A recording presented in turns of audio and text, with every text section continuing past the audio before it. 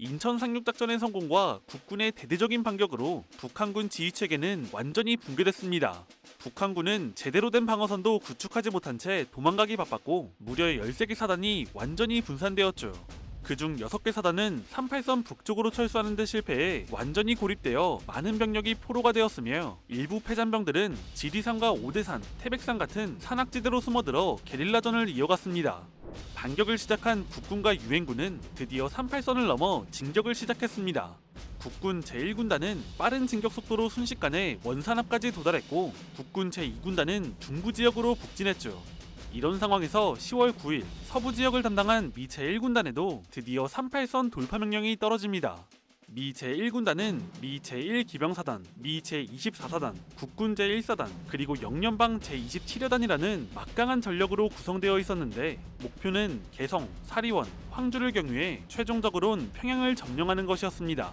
그런데 이때 북한군 주력으로 평가되는 4개 사단이 개성 북방에 방어선을 구축하고 항전을 준비하는데요. 제1군단장 밀번 소장은 이 방어선만 격파하면 평양까지 진격은 비교적 수월할 것으로 평가했고 이에 돌파를 위한 작전을 구상합니다.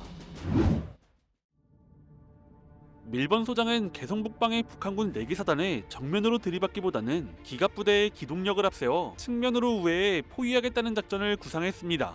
곧 서부 지역의 선봉을 맡은 미 제1기병사단의 게이 소장이 움직이기 시작합니다. 중앙의 제8기병연대가 일본 국도를 따라 정면을 치고 우측의 제5기병연대가 동쪽을 우회, 그 사이 좌측의 제7기병연대는 빗발치는 적탄을 뚫고 예성강 철교를 건넜습니다. 이들의 작전은 적을 누르는 동시에 퇴로를 끊는 3면 공격으로 목표는 금천 북방의 한 포리를 먼저 장악해 퇴로를 완전히 차단하는 것이었습니다. 10월 12일 제7기병연대 3대대가 철야 행군 끝에 한포리로 진출하면서 금천 일대에 몰려있는 북한군 제19사단과 27사단의 퇴로가 끊깁니다. 그런데 이 과정에서 어처구니 없는 일도 벌어지는데요. 제3대대가 적 후방을 너무 빨리 장악한 나머지 아군 유엔 공군기가 이들을 북한군으로 오인해 폭격과 기총소사를 퍼부은 것입니다. 이 공격에 수명의 부상자가 발생했습니다. 이날 밤엔 퇴로가 막혔을 줄은 전혀 몰랐던 북한군이 치명적인 실수를 저질렀습니다. 11대의 북한군 트럭이 전조등을 환하게 켠 채 줄지어 미군 매복진지로 몰려든 것이죠. 곧 일제 사격이 가해졌고 트럭 4대를 파괴, 6대를 노획했으며 약 50명을 사살하고 50여 명을 생포했습니다. 심지어 중상을 입고 생포된 북한군 장교로부터 10월 14일 밤을 기해 북한군 제19사단과 27사단이 남천점으로 철수한다는 핵심 작전 문서까지 노획합니다.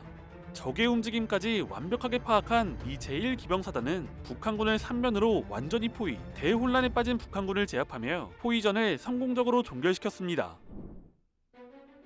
한편 미 1군단의 우익을 맡은 국군 제1사단도 진격을 서두르고 있었습니다. 미 제1기병사단보다 이틀 늦은 10월 11일에야 38선을 넘게 된 백선엽 사단장은 늦은 출발을 우회와 속도로 만회하려 하는데요. 1사단의 첫 목표는 10연리였는데 본대로 정면을 공격하는 한편 15연대를 임진강 계곡을 따라 동쪽으로 우회시켰습니다.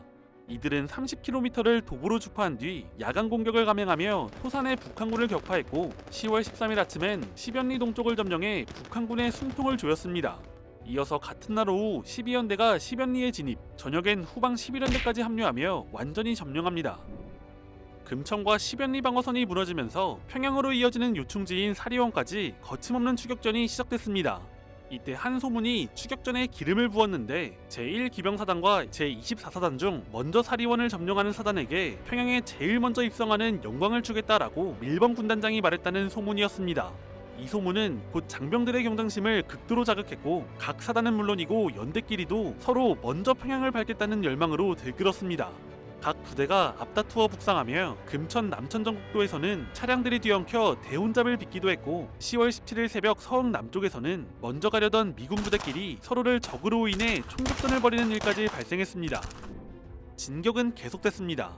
10월 15일 남천점이 공중폭격으로 불바다가 되면서 북한군 19사단 지휘소가 파괴되며 참모장이 폭사했고 이어서 서흥과 사리원을 점령했죠. 황주로 우회하던 제7기병연대는 매복한 북한군을 만나기도 했는데 이때 지휘관 클레이노스 중령은 통역관을 통해 너희들이 대적하고 있는 부대는 소련군이다 라고 소리치게 하며 북한군을 속였습니다. 북한군은 확인하러 접근했다가 무장해제당했고 뒤이어 다른 부대들도 줄줄이 항복하며 이날 날이 어두워질 때까지 무려 1700여 명의 북한군 병사가 투항했습니다.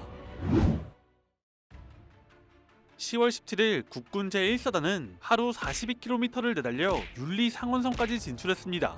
이틀이나 늦게 출발했지만 같은 날 황주에 진출한 미 제1기병사단을 훨씬 앞지른 상태였죠. 이제 1사단은 8km의 산악지대만 돌파해 낭랑평야로 진출하면 평양이 눈앞이었습니다. 한편 북한군의 상황은 개판이었습니다. 북한은 평양을 지키기 위해 급하게 평양방위 사령부를 설치했지만 이미 외곽 방어선인 황주 윤리선이 무너진 뒤라 조직적인 방어는 사실상 불가능한 상태였습니다.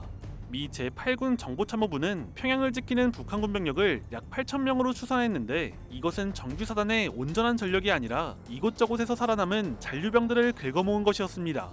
심지어 이들의 저항조차 평양을 끝까지 사수하는 결전이 아니었는데요. 북한의 주요 기관이 철수할 시간을 벌고 후퇴하는 부대를 엄호하기 위해 국군과 유인군의 진격을 잠시라도 늦추는 것이었습니다. 10월 18일 오전 7시 국군 제1사단의 주공을 맡은 12연대가 평양을 향해 공격을 개시했습니다. 곧 2개 대대 규모의 적을 격파하며 오전 10시경 1차 방어선인 대동리를 점령했죠. 하지만 곧 위기가 닥치는데 북한군이 상원강 건너편에서 직사포 16문과 각종 곡사포를 배치하고 집중 포격을 쏟아부었습니다. 접근로 곳곳에 매설된 지뢰와 상원강이라는 천연 장애물이 겹치면서 12연대는 진퇴양난에 빠지는데요. 이날 12연대는 해질 무렵까지 고작 1km밖에 나아가지 못합니다. 1사단은 급히 작전회의를 열어 야간 공격을 감행하기로 결정했는데 전차의 엄호를 받으며 어둠을 틈타 강물 속을 걸어서 도와야 했지만 저항이 완강해 돌파에는 실패합니다. 10월 19일 1사단이 다시 공격을 시작했을 때 북한군의 진지는 텅 비어 있었습니다. 밤사이 북한군이 방어를 포기하고 도주한 것이었죠. 1사단은 배속된 미군 전차 4대당 1개 소대씩 보병을 탑승시켰고 낭랑평야를 시속 50km 속도로 달리기 시작했습니다. 이렇게 평양이 점점 가까워지고 선두부대가 오류리에 이르렀을 때 북한군의 공격이 시작됩니다.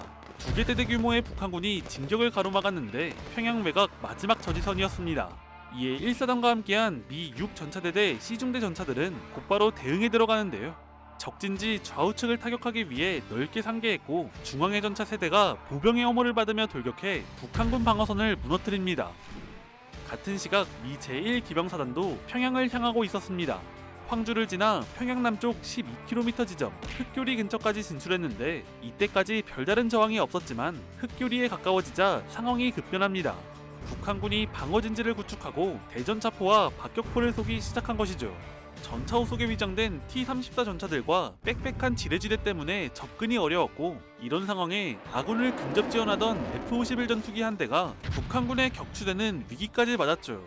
결국 미군은 진격을 멈추고 그날 밤 적측방으로 우회 기동을 감행했는데 다음날 아침 북한군은 이미 철수하고 사라진 상태였습니다. 흑교리를 지나 계속해서 진격한 미 제1기병사단은 10월 19일 마침내 평양의 남단에 진입합니다. 동평양에 진입한 미 제1기병사단을 가로막은 것은 거대한 대동강이었습니다.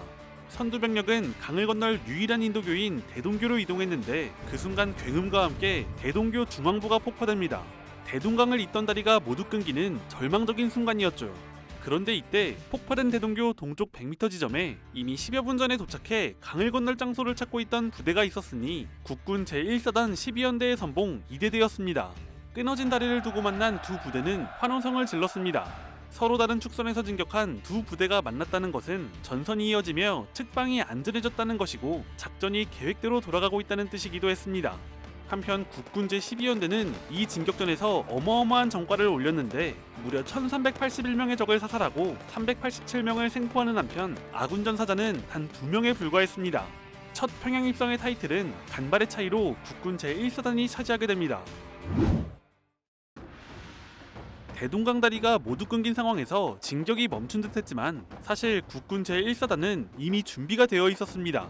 1사단은 예하 15연대를 평양 동북방으로 크게 우회 기동시켜 이미 대동강 상류에 도착해 있었죠.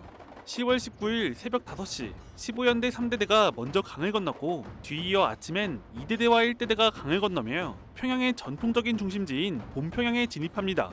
15연대는 북한 정권의 상징적인 장소인 모란봉과 대성산, 김일성대학으로 진격했는데 이들은 매복한 북한군을 격퇴했고 대성산을 지키던 북한군은 국군을 보고 겁에 질려 도망치기도 했습니다. 이렇게 1사단은 사단 핵심 임무인 동평양 탈환, 2개 비행장 확보, 본평양 배후 돌파를 완벽하게 완수해냅니다. 이날 저녁엔 중부전선의 국군 7사단 8연대가 전투구역을 넘어 평양에 들어와 백선엽이 호통을 치기도 했습니다.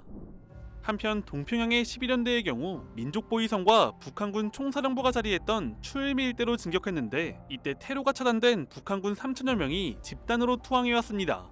11연대는 밀려오는 포로들을 처리하느라 애를 먹어야 했죠. 그런데 포로들을 살펴보니 뜻밖의 사실이 드러났는데 무려 3분의 1이 남한 지역에서 강제로 끌려가 북한군에 편입된 이른바 의용군이었던 것입니다. 이 비극적인 상황 앞에서 국군은 이들을 간단한 심사만 거쳐 곧바로 고향으로 돌려보냈습니다. 이튿날인 10월 20일 오전 7시 미국 공병대가 대동강에 부교를 가설하자 동평양에 대기하던 11연대와 12연대가 마침내 강을 건너 합류합니다.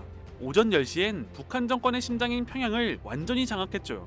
평양 시가지에는 국군을 환영하는 시민들로 가득 찼고 사람들은 숨겨놨던 태극기를 꺼내들고 거리로 쏟아져 나왔습니다. 그러나 평양의 함락이 곧 전쟁의 끝은 아니었습니다. 북한군의 주력은 패주하긴 했지만 여전히 건재했고 메가더는 이를 차단하기 위해 평양 북방 숙청과 순천 지역에 공수부대를 투하하는 대규모 작전을 감행했죠. 한편 되찾은 평양을 두고 한국 정부와 유엔군 사령부 사이에서는 이 땅을 누가 다스릴 것인가를 둘러싼 미묘한 균열이 생기기 시작합니다. 그리고 이러한 갈등 뒤로 더 거대한 전운이 들이우고 있었습니다.